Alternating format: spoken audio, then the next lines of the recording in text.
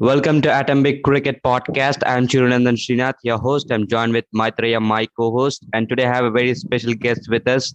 WV Raman sir is a former Indian cricketer, former head coach of India's women's team. He has played over 11 tests and 27 one-day internationals for India, and has coached Kolkata Knight Riders in 2014 as a batting coach, which went on to win the IPL trophy. And his recent achievement as a coach showed up in the Women's T20 World Cup when India women went into the finals and became the runner-up. As a player, is a left-handed opening batsman. Well, let's welcome WV Raman sir. We're excited to interview you. Thank you, Srinath. Hope you're ensuring that you're following all the safety protocols and then keeping safe.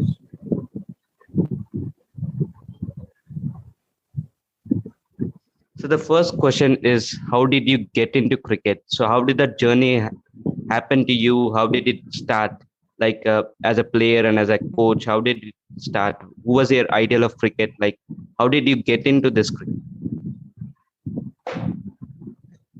Now, when I was a small boy, which is a long time ago, we did two things in India, all of us. We breathed and we played cricket. So I would join with my friends in the surrounding neighborhoods and also along with my elder brother's friends whenever possible and play a game of cricket. So that's how I started. Everything was fun those days. You had to do something to while away time. You had to also find ways and means to make new friends. And playing cricket or some other game or sport was a way of making new friends. And it was interesting those days. You didn't have the kind of options that kids of today have of the internet and the various other gadgets to keep you company and to keep you occupied.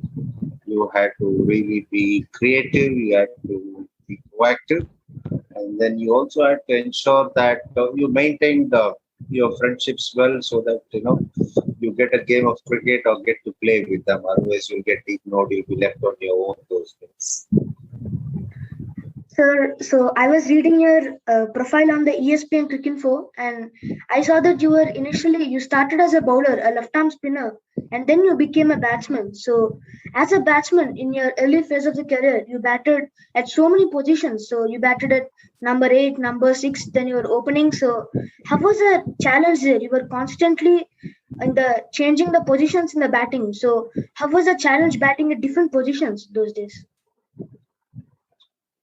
Hi, Maitreya. Good to talk to you. Yes, I did start off as a left-arm spinner. The interesting thing was that the first time I got picked for my school team was as a batsman. And then what happened was I was in my sixth standard. I went per sheer accident. I participated in the school sub-junior team, and I was picked as a batsman. And I played a match that year that didn't go well because I was out for a duck, I think. And then what happened when the school resumed after summer holidays, when I was in my seventh standard, I was asked to try my hand at bowling. I started trying, and then, obviously, you can only bat for so long because everybody needs to get a bat in the school team nets. So I would bowl for longer durations. And then slowly it got to a stage where I was looked as a frontline spinner who can bat usefully down the order. That's how I played as well in the junior level cricket. In fact, I even played for Tamil Nadu and South Zone as a frontline left-arm spinner who could bat down the order usefully. But everything suddenly changed for me. Even though I was regarded as somebody who could develop into a very good all-rounder because people did rate my batting talent. They felt that I had need to be useful down the order. Batting at different numbers didn't really matter to me as much when I was bowling regularly because that was supposed to be my ancillary department. But everything changed one fine morning on a hazy start to a day at Rajkot. We were playing against West Indies. I had made my one-day debut a couple of days earlier at Eden Gardens. I think that was on the 2nd of January 1988.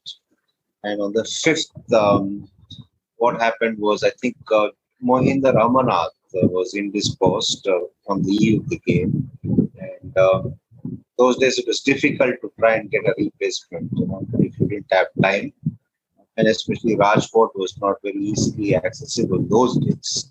So Ravi Shastri was captaining the team because Dilip Vengsarkar, the originally nominated captain, got injured prior to these one-day games. Ravi asked me if I would mind batting at number 3 because he said that would be ideal because being a left-hander, I can sort of upset the bowler's line and length, and also that I could bat. And I said yes without blinking my eye. So the thing was that I would get a chance to bat up the order. Otherwise, I'd have probably bat at number 8. So as it panned out, I got a few runs. I was lucky in the sense I did enjoy the benefit of a couple of easy catches being missed. But then, of course, that's part and parcel of the game. And after that happened, slowly it became a case of me being looked upon as a batsman who perhaps can bowl a little bit. Sometimes even before you can realize what's happening, a lot of circumstances around you dictate what it is you're going to have to do, if only in the interest of the team. So that's how it happened. So, sir, let us talk about your first class career. So you played for Tamil Nadu, scored a lot of runs, 7,939 runs, and with an average of 45 in a particular season of 1988 to 1989, you scored 1,018 runs in that season, and you got 3 double hundreds. And if you could remember your stay at Tamil Nadu, you could share your experience. How was the first class experience, and how did you help how did he help you in the international cricket? See, playing first class regularly and performing well was perhaps the only way of staking a claim for you to get into the national side those days, because there is no other avenue.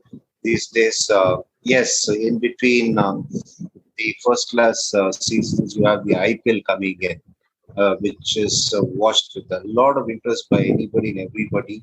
And there is a possibility that if your good performances in first class cricket is backed up by a few notable performances in the IPL, it is in the process of you getting picked for the national side. But during my time, you had to perhaps consistently perform for a period of 3 years for your state side, after which you'll be picked for the zonal side. Then if you did well for another season or two in both those teams while playing in the Ranji Trophy and the Dilip Trophy, you would then perhaps get picked into the rest of India side, or if your state team happened to win the Ranji Trophy, you'll figure in the Irani Trophy, which meant that you were that bit closer to making it to the national side. So you had to really put in the hard yards, and that also helped because what it did was if you had to gain an experience of going through different situations over a period of 4 or 5 years, it definitely makes you a tougher and a more aware cricketer, in the sense that you know how to handle situations. Because the more you play, the more experience you become, the more cricket savvy you become. And talking about performing for Tamil Nadu, it is important that every member performs in a team game, and that is what it was all about. More than anything else, you tried your best to do whatever you can to be a main performer for the side that you play for. Talking about that season where I broke that 45-year-old record, which is held by Rusi Mori. He had got over 1,000 runs in a season. I remember, if I remember correctly, he got it for a period of uh, 5 games and in 7 innings. And in my case, I think I played 7 games and 9 innings. So that was not bad for somebody who started off as a frontline bowler.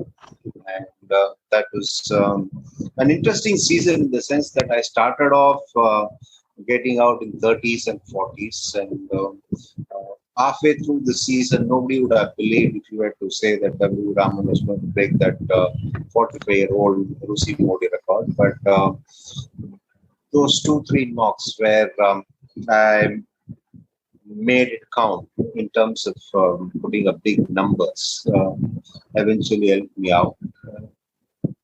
It was fun. It was fun. It was fun those days. And it continues to be so even today for the boys who play. And then, sir, you were made to open in international cricket and in the overseas countries. So they say that many say that that was one of the reasons you couldn't implement the success in your domestic career. You couldn't implement in the international career. And those days, so often players couldn't get the match practice they needed, and many matches during those period from the late 1980s and the early 1990s. Those a few years there were a lot of matches played in the overseas. So do you think that was one reason? So talk about that situations those days. See, me opening was perhaps the best chance under those prevailing circumstances for me to get opportunities to play. I took that. In terms of success, it's very difficult to define what success is. Yes, if you're talking about putting up astonishing numbers like the Tendulkars or the Dravids or the Gavaskars et al., then of course it is not a success. But the thing in my case was that I had a big handicap in that opening is not an easy job. Even if you started off with your career as an opening batsman, it is always a tough job. Considered a tough job, remains a tough job. In my case, from being somebody who batted at number 8 for the state side, slowly was made to bat at 3 and 4 in international cricket. Then I was asked to open, which meant that I did not perhaps have the mindset that was required to be a phenomenal success or to succeed immediately in international cricket. And I had to really depend on crash courses to learn by way of making each and every practice session count. Because I was trying to play the catch-up game in terms of learning, in terms of covering the distance and the gap that prevailed between domestic cricket and international cricket, especially for an opening batsman. Yes, rather than saying that me getting to play more abroad or perhaps not a case of getting to play frequently because India did not play frequently. I think what would have perhaps helped my case, or maybe what could have been different, is that if I were to play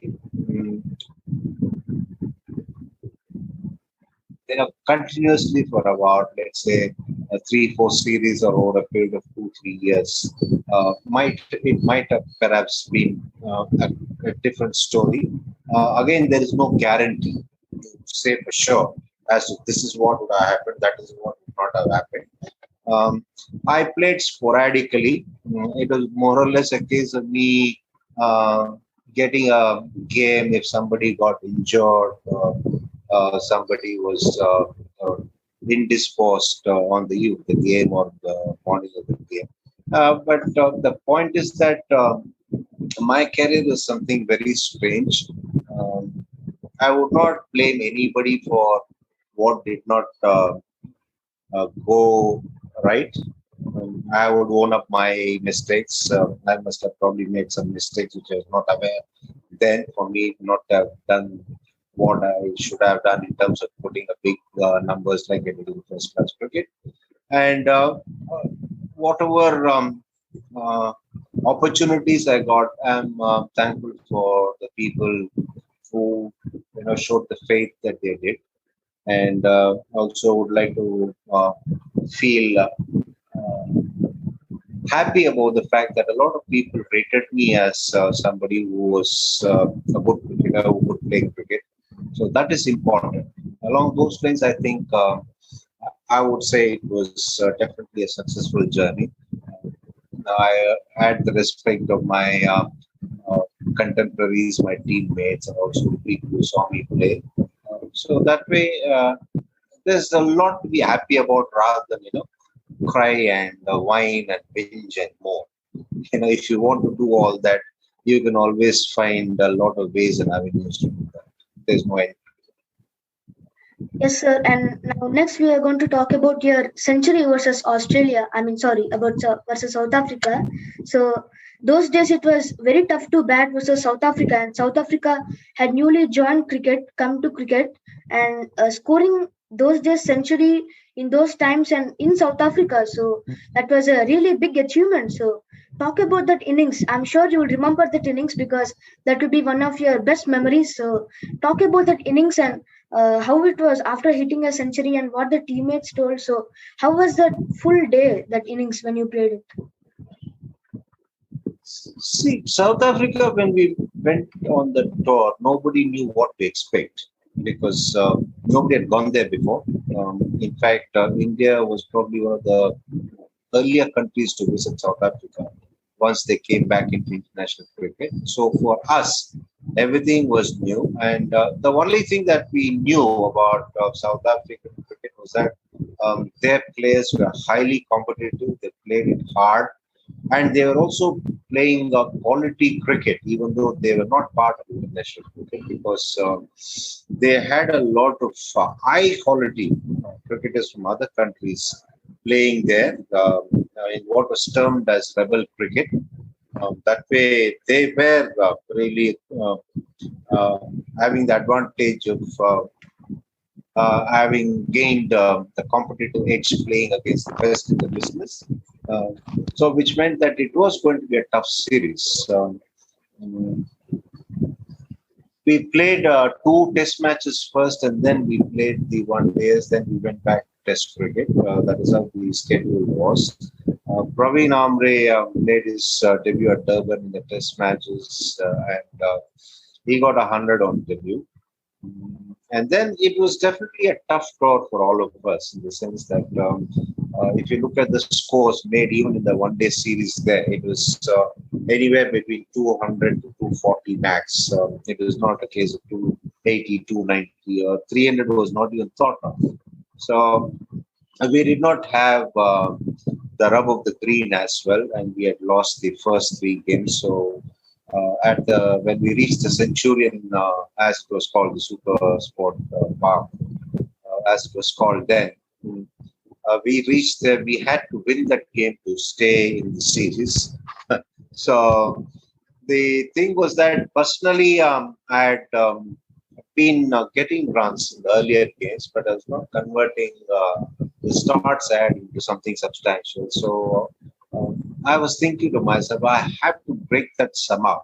If I get off to a start, I need to convert it. So uh, we were chasing in that game. So we're chasing about something like 220 odd or whatever.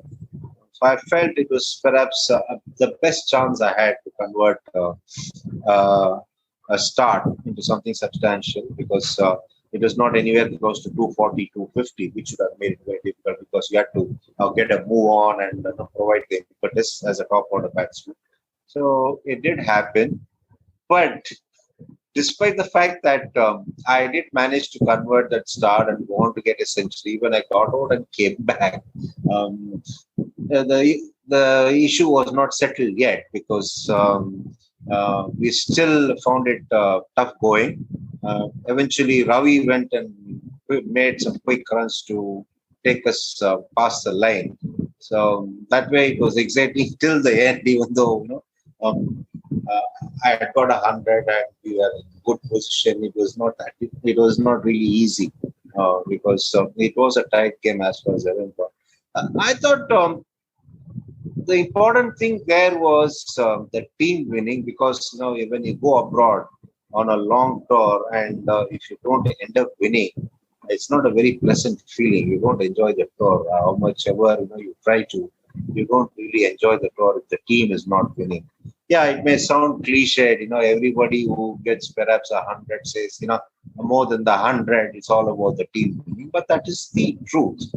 Regardless of how many ever years this game is played, everybody who goes on to get 100 would always be twice as delighted if the team goes on to win, because nobody likes to get 100 and end up on a losing side, because it amounts to nothing. You know what I mean? So that's what it is. It's like, in a family, there's no point in you doing very well and everybody else not doing well. You want everybody else to be happy. It's not no point one person in the family being happy. You want everybody else to be happy, isn't it? So similarly, if you get 100, there's no point in you taking a lot of pride and pleasure and saying, "Oh, I've done my bit. I got 100." It's only when the team wins there's going to be a lot of happiness all around in the dressing room. And sir, you shared the dressing room with Sachin Tendulkar, Azharuddin, Ravi Shastri, as you said. So you played under them when they were captain. Sachin Tendulkar captained you 3 times in one-day internationals and I think one test, if I'm not wrong. So you played under this legendary captains. They were the front runners for Indian team. So how did you feel when you were with them? And could you remember some stories or experiences with them? Because we love stories. Ravi and I perhaps, met very early during our careers. Of course, Azhar as well, I met as soon as I started playing competitive cricket, because there's not much of difference in terms of age between the three of us. Ravi and Azhar were perhaps 3 years older to me, which meant that, so we had to meet in the early part of the career. So that way we knew each other fairly well, and there were a lot of years that I played against them before I got into the team. They got into the team much earlier than I did. In fact, Ravi was the first to play, and then it was Azhar, and then it was me. Whereas Sachin came much later. Sachin was obviously 3 years after me, I think it was. No, not 3 years. Right? Sorry, it was perhaps a year after me. So even though he was younger, in terms of the cricketing debut of ours, it was almost close to each other. As captains, they were all different. Ravi was far ahead of the game. He would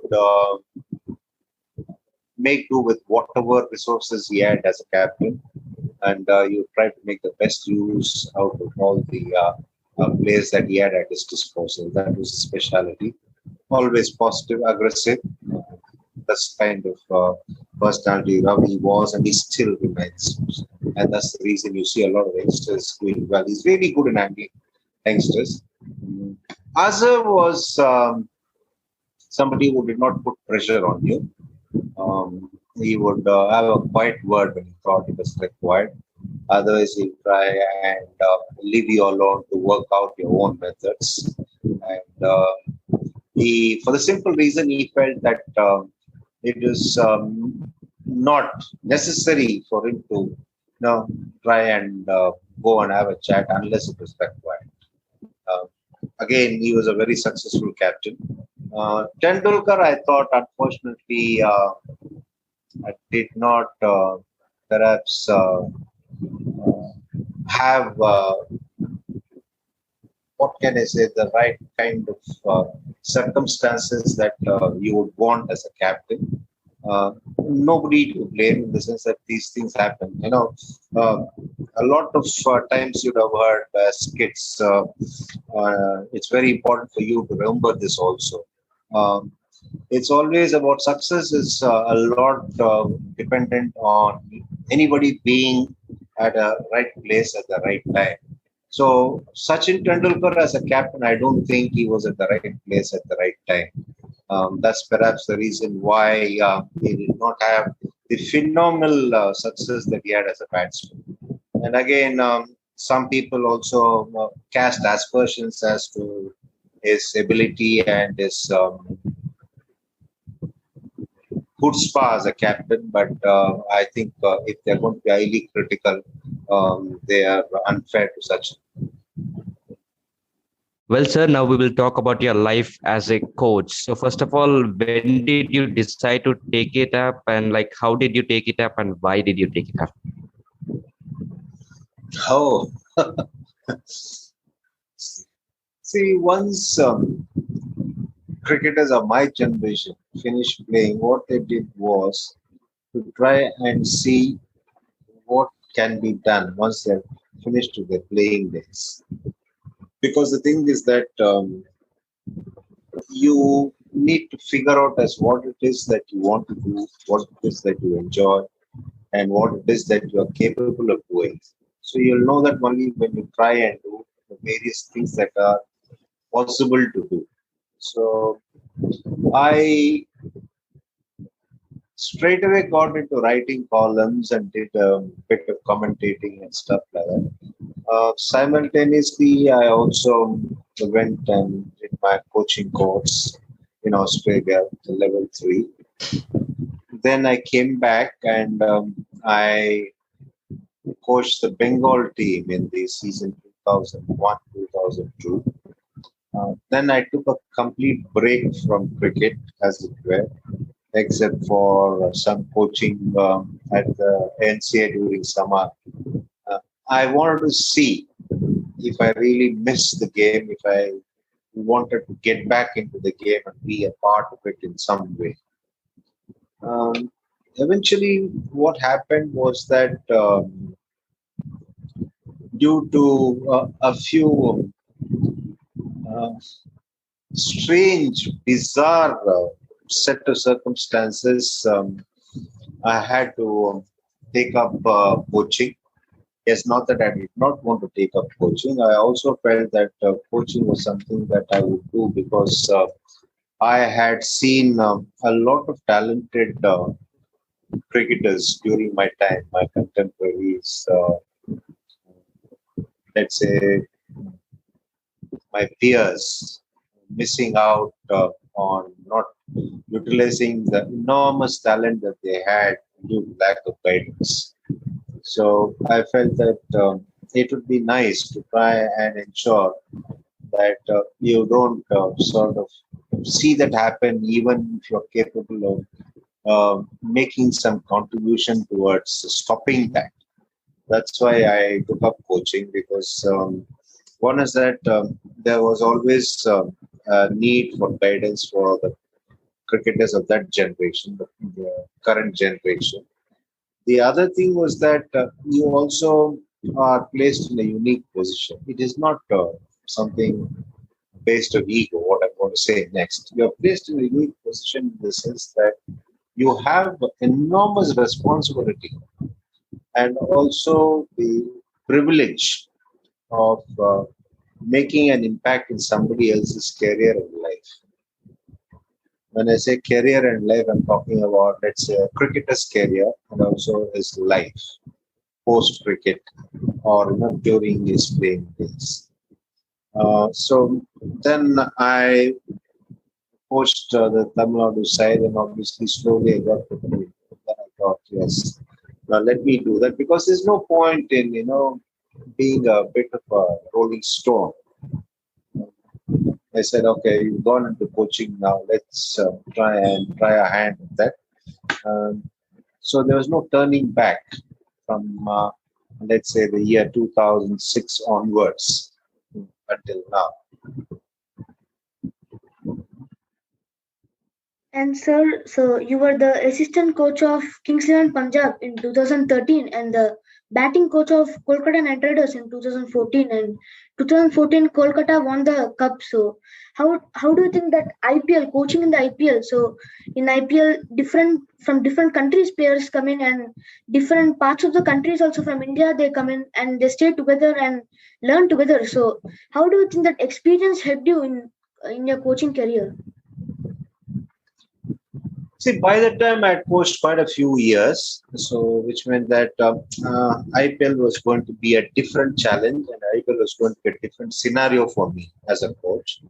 The thing about IPL is that, especially when you happen to be a functional coach, like a batting coach or whatever, um, you're going to be sort of not doing a great deal of work, except for the fact that you try and ensure that you first try to find out what it is that the batsmen are looking at doing during the tournament in order to succeed, in order to fulfill the role that they're given by the head coach, and then try and help them out to practice so that they can implement it in matches and emerge successful.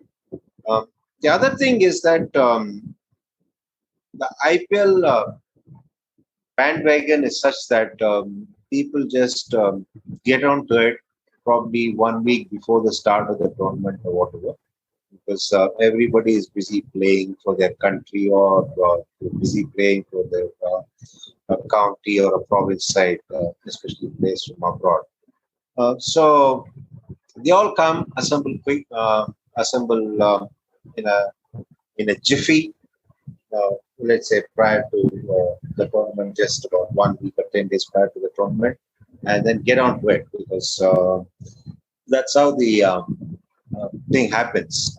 The simple reason that everybody is busy playing cricket.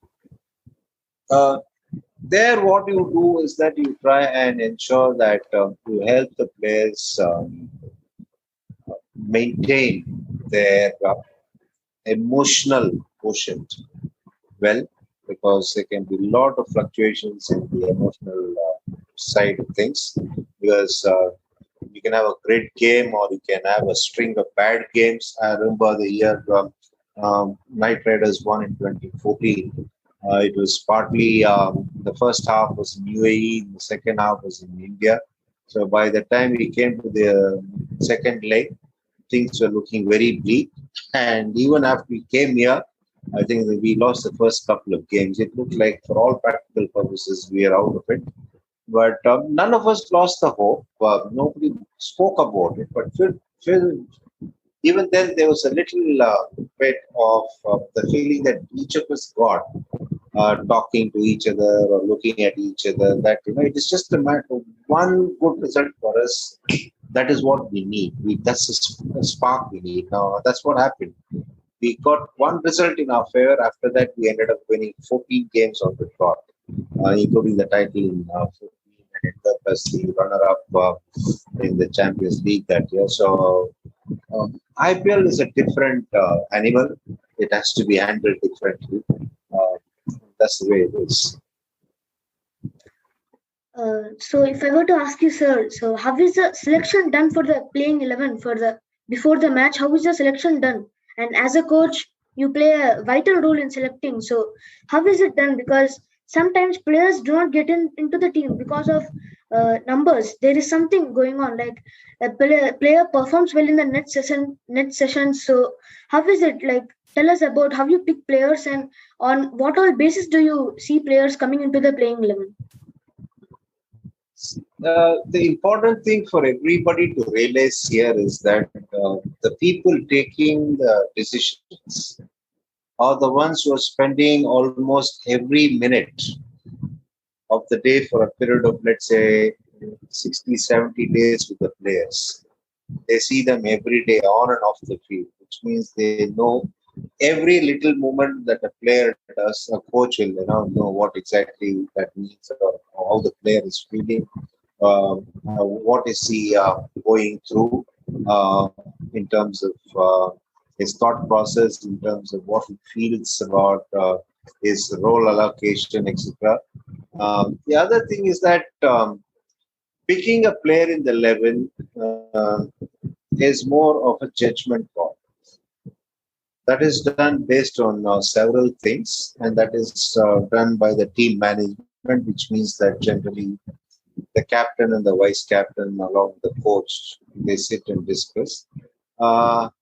Yes, it is always going to give you a lot of room for argument, to have diverse views, because when you have a squad of 15, let alone 25 like you have now because of this COVID, Even when you have a squad of 15, when 11 is picked, you can always make a case, or you can always, um, talk about the fact that the other four are also players who should have been playing the 11 instead of some who have been selected.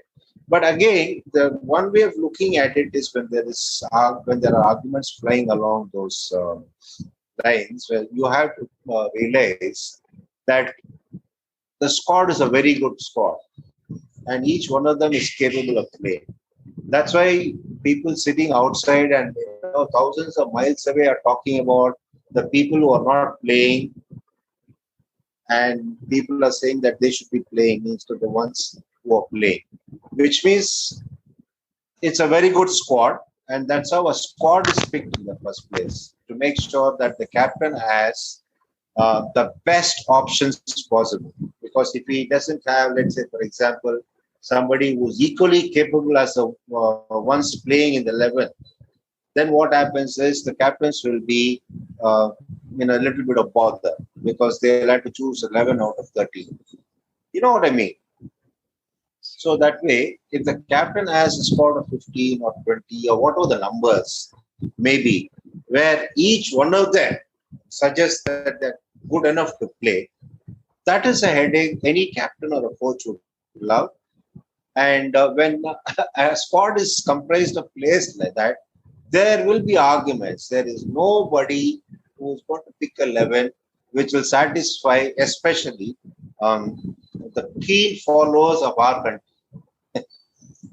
So, sir, as a coach, so what advice do you give for the youngsters in playing cricket for the future generation? So, what advice do you have for us? It is very important that you enjoy the game. It's only then you will do well. In as much as you will enjoy the game only when you're doing well. Let's understand one thing very clearly. Not everybody can end up playing for the country. Not everybody can succeed as much as Sachin Tendulkar. The important thing is about being the best that you are, right? And then if you are serious about the game and if you are passionate enough about the game, give it the best that you can. There is no guarantee in sport, as there is no guarantee in life. But if you don't enjoy it, then please think about it and see what other option that you have in life. Because cricket, especially if you don't enjoy it, then it's something that is going to make you feel miserable. So, sir, we want you to talk about India-Pakistan rivalry. Now, I know that you weren't part of any game, but you were the player there, so you could have heard some third-person stories or something like that. But you knew what India-Pakistan rivalry was. Yeah, those days it used to be very, very exciting. People used to anticipate. But we players from both countries, we failed in one thing, which is to try and convince the people of our own respective countries in saying, we don't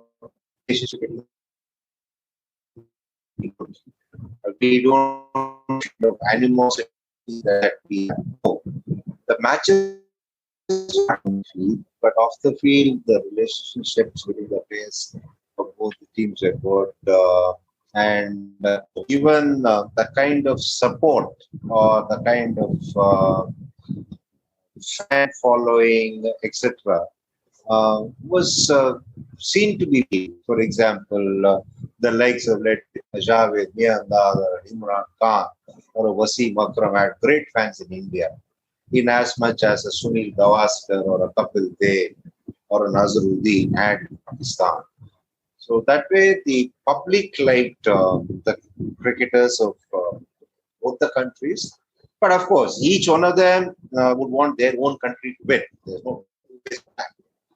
But it was always looked forward to by people in different parts of the world, because you would have a lot of expatriates of India and Pakistan settled in different parts of the world, regardless of what the time difference was. If they could see the live telecast, even at midnight or small hours of the morning, they get up, wake up, subscribe to the channel because it's expensive to subscribe there. In the developed countries, they'll get up, subscribe, uh, get up and watch.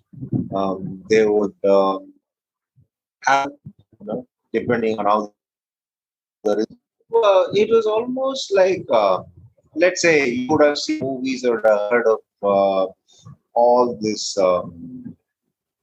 jamborees or melas, in villages and also in towns and in cities and stuff like that. So imagine if there's a jamboree, happening in two countries, which has uh, very ardent and passionate followers, and where you have millions of people, wanting their own players to succeed. It is going to be charged atmosphere, but it is not really as acrimonious as people thought it was. At least, between the players. So, sir, talk about your book, The Winning Sixer. You wrote about, is the book about leadership? Like what people will read from it and learn from it? And like you have your own podcast called Inside Out with WV Raman. So, talk us on your things like your book and your podcast.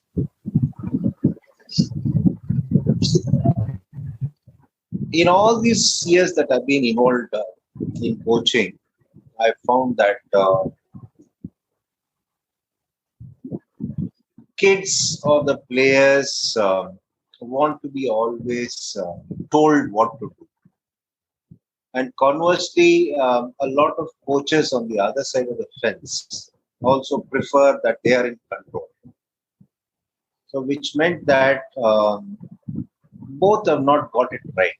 So, what I've done in that book is that I've tried to convey that it's very important that each one of us unleash the leader that we have in us. We will have to evolve on our own. We'll have to evolve because each one of us can be a leader. You don't need to have a kind of a top post to be leader or to think like a leader or to sort of help others like a leader should be. So that is what I've tried to convey. I've tried to convey that leadership qualities are required in every walk of life almost. Like I've said in that book, for example, look at a traffic policeman. If he doesn't show leadership and management qualities, what is going to happen to the traffic? It's going to be chaotic. Take parking attendant in a mall or in a theater or in a huge parking complex, paid parking complex. If he doesn't organize, if he doesn't sort of manage things well, imagine what's going to happen. So, which means that leadership is required everywhere. The management qualities are obviously, critical in any leader. So that is there in all of us. We need to try and unleash is what I've tried to convey through the book. So in order to make it easier for people to relate as to what it is that I'm trying to convey, I have taken the sporting incidents, the sporting icons and their stories and their journeys and their lives and what they've done in their arena. Because that is there, it has happened. So the proof is there. In such and such a situation, this is how it was handled. So there are a lot of examples that one can take from the sporting incidents and the sports arena, and then learn and apply a lot of things that can be useful in day-to-day life. That's exactly what I've tried to do in that book. As regards that podcast, the idea was once again to try and talk to people from various spheres of life. because what I was trying to actually do there was to try and show off a little bit, because generally people think that cricketers can't really sort of talk, even know about anything outside of cricket. So I want to probably dispel that myth and also show up a little bit that I'm not, just all cricket. I can be, conversant in other things outside of cricket. So there's a little bit of a show off involved in a way. So anyway, but the point was that to try and throw a lot of light on the things that a lot of celebrities from different not even celebrities, achievers from different fields and practitioners of different fields, top class practitioners of different uh, disciplines, came and shared their expertise and their knowledge, so that it was useful for people. Because the time I did that was when there was a lot of uncertainty, there was a lot of grief, and there was a lot of, let's say, inactivity because of the lockdown. People could not go out, people had to stay indoors. It was very challenging for everybody. So I thought this is one way of trying to keep people distracted and also entertained in a way. Because when you're interested, when there's something new that's coming out, you would be keen to see what it was all about. So that was the objective of my doing that podcast. Well, I think that is the end of today's episode with WV Raman sir. Thanks, sir, for coming.